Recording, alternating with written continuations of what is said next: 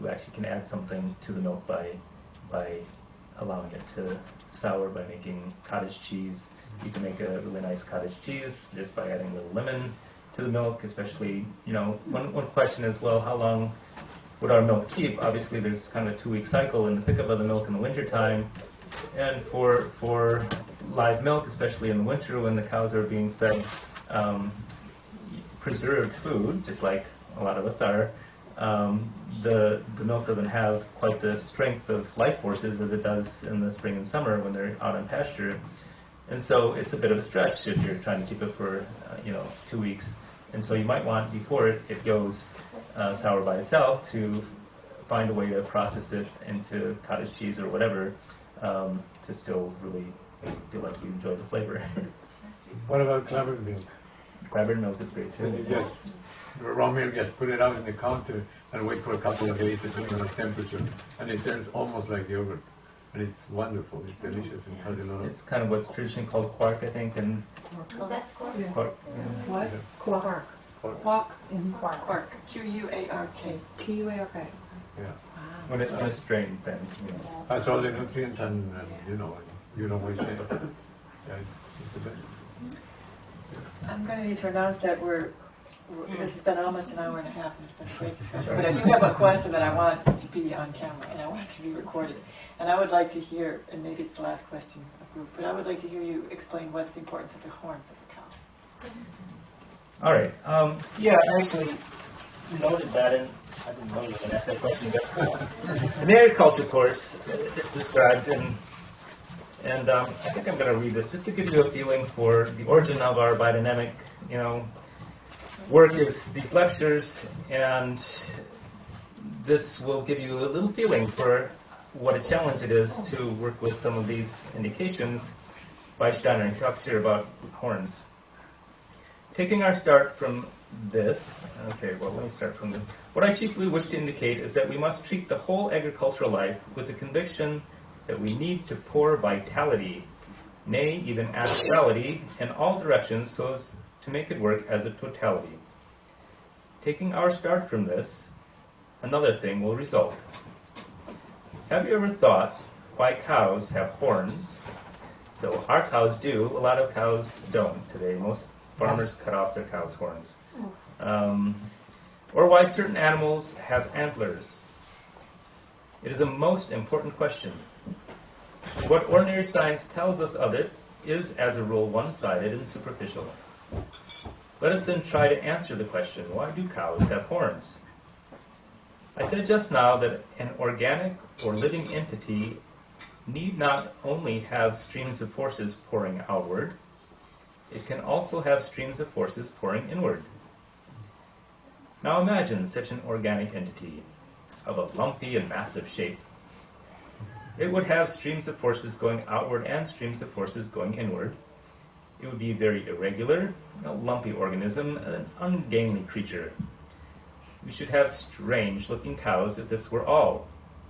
They would be lumpy, with tiny appendages for feet, as indeed they are in the early embryonic stages. They would remain so. They would look quite grotesque. But the cow is not like that. The cow has proper horns and hooves. What happens at the places where the horns grow and the hooves? A locality is formed which sends the currents inward with more than usual intensity. In this locality, the outer is strongly shut off. There is no communication through permeable skin or air. The openings which otherwise allow the currents to pass outward are completely closed. For this reason, the horn formation is connected with the entire shaping of the animal. The forming of horns and hooves is connected with the whole shape and form of the creature. With the forming of antlers, it's altogether different. Here the point is not that the streams are carried back into the organism, but on the contrary, that certain streams are carried a certain way outward. There are valves, so to speak, whereby certain streams and currents are discharged outwardly. Such streams need not always be liquid or aeriform. They may also be currents of forces, localized in the antlers. The stag is beautiful, because it has an intense communication with the surrounding world, inasmuch as it sends certain of its currents outward and lives with its environment, thereby receiving all that works organically in the nerves and senses. So it becomes a quick and nervous animal. In a certain respect, all animals possessing antlers are filled with a gentle nervousness and quickness. We see it in their eyes. The cow has horns in order to send into itself the astral, etheric, formative powers, which, pressing inward, are meant to penetrate right into the digestive organism. Precisely through the radiation that proceeds from horns and hooves, much work arises in the digestive organism itself. Okay, and then he goes into the question of foot-mouth disease and how that can occur. So I partly read that just so that you can have a feeling for, some of the imaginations that Steiner works with here are really kind of far out, and how do you put that into a practical working farm entity?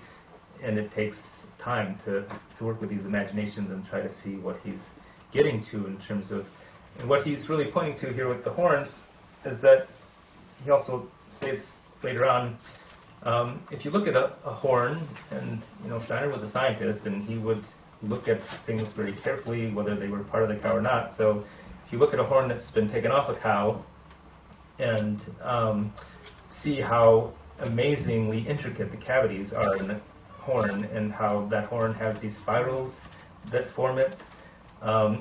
Basically, when there's a lot of blood that flows through those horns constantly, and in the flowing through, it's like creating a vortex in the blood. There's a very special kind of